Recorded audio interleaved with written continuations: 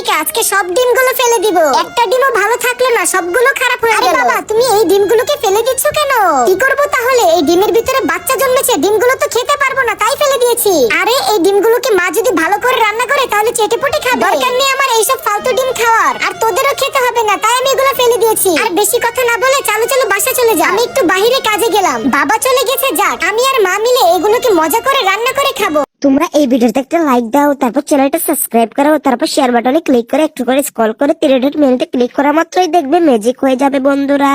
বন্ধুরা আমার ছোট্ট একটি মেয়ে ডিম সহ ডিমের বাচ্চাগুলো নিয়ে এসেছে, বলতাছে এগুলো মজা করে রান্না করতে। তাই এগুলোকে ফার্স্টে আমি ধুয়ে নিয়েছি, তারপরে একে একে সকল মশলাগুলো ঢেলে সেই ডিমগুলোকে আমি এগুলোর উপরে দিয়ে দিলাম। এরপরে ডিমগুলো ভালো করে সিদ্ধ করে নেওয়া হবে। সিদ্ধ করা হয়ে গেলে ডিমগুলোর খোসাগুলো ভালো করে ছাড়িয়ে নিতে হবে। এরপরে এই ডিমগুলোর উপর ময়দা ছড়িয়ে নিতে হবে। ময়দাগুলো ভালো করে মিশিয়ে তেলে ছেড়ে দিতে হবে। তেলে ভালো করে একটু ভেজে নিলে হয়ে যাবে রেডি।